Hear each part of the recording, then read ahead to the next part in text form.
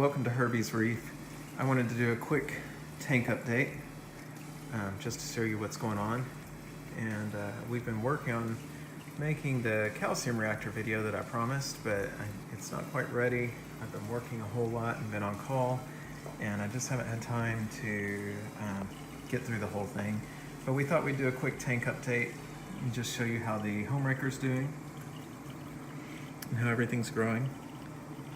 So here's the home wrecker. Try to get zoomed in on it, but I'm doing this on my iPhone, so it's hard to get a great picture. It's got good polyp extension, but the color is still pretty muted compared to what you see online. Apparently that's pretty normal for these frags, that it has to encrust and start producing heads before it really will color up. So I think it has colored up a tiny bit, but it's still not the color we'd like to see. And then this Jason Fox Cold Fusion mounting cap, it has colored back up. It had really bleached in my daughter's nano tank, but it seems to be okay in this tank. It's much happier. So hopefully it'll grow soon. And we've got it next to this just plain old regular purple mounting cap. And this thing's really growing. So probably one day it'll grow too fast and have taken over too much of the tank. But for now it looks good. And in fact, I'd like to get a little bit bigger. And our then you can see that bird's nest in the back and those frag plugs. We're hoping to have the frag tank up and running next week or the week after, and I'll be able to move those out of here. But here's the pink lemonade. And it's happy. It's got the polyps out most of the time, and it's starting to kind of color up at the top and turn more yellow. And there's our green slimer, and it's happy, starting to encrust. And this is that, we bought this bleach. This is supposed to be a forest fire digi, but so far it doesn't have any of the green that you normally see. And my camera doesn't really bring it out well, but it's more of a pink than what it looks on this camera. But I hope that green will come out. The guy promised me it was a forest fire digi, but I'm kind of wondering if it's just not an orange Monty, because it doesn't have a hint of green, and the colors come out. Before it was almost pure white when we bought it. He gave it to us, I think, for 15 bucks. So I took it and took the chance on it, and it's definitely colored up, but you still just don't see that green that you get on the forest fire one, which was what I was really after. So if this thing doesn't green up, I'll have to get another one, and this thing will go in the frag tank. And here's we moved our rainbow Montipora. We moved it to a rock because I read that they can really become like a weed and kind of overgrow other corals and take over them, so I was scared it would do that. So we put it on this rock, and we'll just let it grow on there. And there's our Porites Christmas tree worm rock. And I've heard these are really hard to keep, but so far it's doing well, and the worms are getting bigger. So I'm hopeful that we'll be able to keep it. I haven't ever seen one that the polyps of the Porites stay out so well, so I'm hoping that's a good sign that this one's really happy. And then we've got this bonsai that we've had to frag because it got some STN at the base, and I cut the base off, and it seems okay now.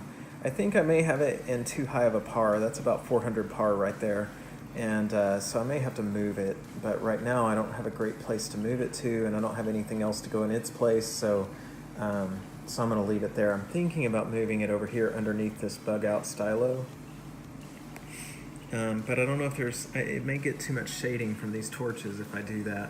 And long term, I don't know if there's room for it to grow and the torches to grow there. So I'm kind of contemplating what I want to do. I could move it more to the inside of this cave, but that may be too dark, so I'm not sure. And I'm still plagued with this anemone. It's beautiful, but it's not where I want it. I'm really happy with the ones in the back, so I don't need all of these. And I have tried blowing this thing with a pump for a couple of hours, and it doesn't seem happy when I do it, but it just comes right back every time. So maybe I need to leave a pump in there for a full day, but it just stirs everything up, and I'm afraid I'm stressing everything when I do it. But ultimately that may be what I have to do, because every time I try to put my hand in there and get it off, this anemone crab pinches me, and I don't know, it's way under that rock, so I just do not know how to get that thing out. If anyone has any ideas, please let me know. And then our clam is down here, and he is happy today, although he has, every now and then he just closes up for a full day. He'll stay closed for the entire day. And then the next day he acts like nothing's wrong, and he did that yesterday. Kind of stresses me out every time. I know he's, for the most part, he's happy because he's growing. I mean, he has really grown. If you can see where the coralline algae is there, that's where he was when we bought him. And so he's put on all that shell. So I know that this is the most success I've ever had with a clam. But if anyone could tell me, is it normal for him just to stay closed every now and then for a full day? Because he definitely does that. He'll stay closed all day long, and then the next day he's fine. And then going up, here's my bird of paradise bird's nest. One of my favorite things in the tank. I know they're not that high end, but I really like the colors on this thing. Just super vibrant purple with that green behind it, all the movement. I love that thing. In our torch area, torches are probably another one of my favorite corals just because of all the movement they have. I'm really more of an LPS guy than a SPS guy, but when I bought the clam, he needed so much light that we decided to kind of do a combined tank here. And I've grown to love the SPS more too, but these torches were my original. These torches and the Gonaphoras are my favorites, my original favorites, and now I don't know what's my favorite. I just seem to change my mind every day. Back here, these bird nests started out as one branch, and they've grown to this. But they're kind of a plain green, and they've got a brown behind them, so they're nothing fancy. So I kind of stuck them in the back. They may eventually move to the frag tank because I might want to put something else there. But for now, we'll keep them here. And then I don't know what type of SPS this is, but I got it from Unique Corals, and they just call it a tort. Some kind of tort, blue tort, I think. And it's happy, got the polyps out. And that's our Jason Garrett. I bought it at Jason Fox, but it's called a Jason Garrett Stylo. And then there's the typical purple/blue Stylophora, and a green Stylo. On the back is more that bird's nest. I had the bird's nest glued to the back there, and it was touching the wall, and when I moved it, a piece stayed on there, and it all grew out into this. So I figure I'll let it stay for now. And then here's that Ora Hawkins Acropora. Then we've got our hammer farm. And they are growing, gotten much bigger with our Duncan under it. Then we added, last week we took a trip to Austin, and we went by Austin Aqua Farms, and they had this elegance. And I love elegance corals, but I had a really big one that I got from Live Aquaria, but it got elegance coral syndrome and died maybe a month after we bought it. It was supposed to be an Aussie, but it didn't really look like one. I hear that Aussies always look like they have a cut base, and ours had a cone, so I kind of think it was an Indonesian one. But this one's for sure an Aussie, and it's cut, it's been aquacultured, because they cut it off their mother colonies there at Austin Aqua Farms, and it was only $30, so I thought it was worth the risk. And that thing is beautiful. I just love it. I hope it lives. But I haven't had long-term success with an elegance yet, so I'm really hopeful this one will make it.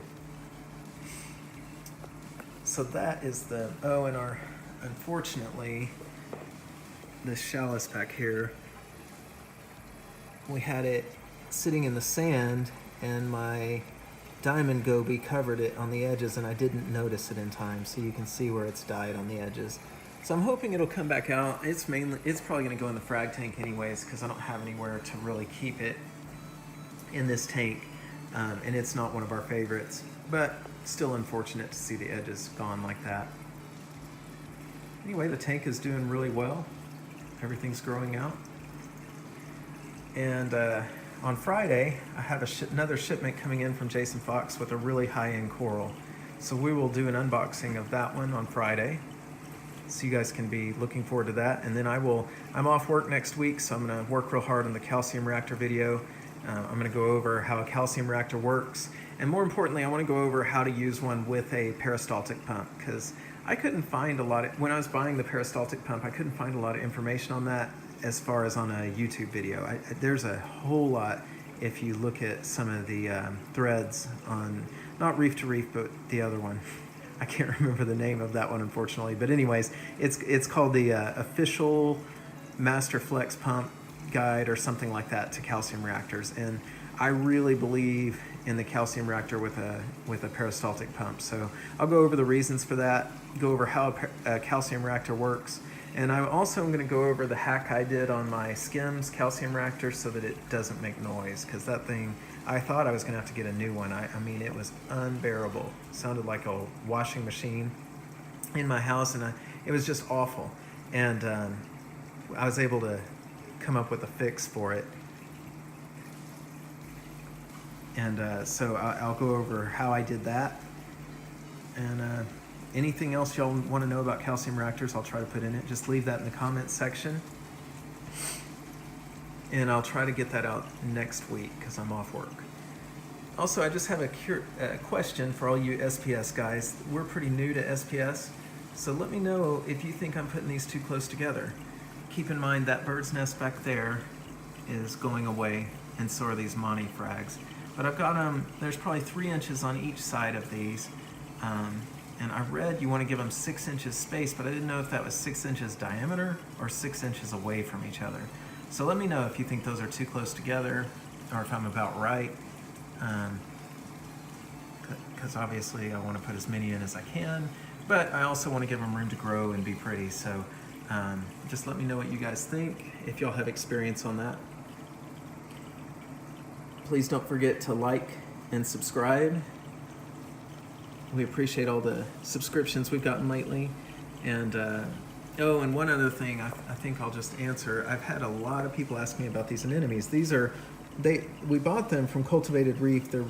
They called them a rose bubble tip anemone, but I'm told these are rainbows because they've got the green on them. And mine had bubbled tentacles for a long time. This one you can kind of see it's got some of the bubbling in there, but and I read this is pretty normal in captivity, they have gotten this long tentacle the longer I've had them.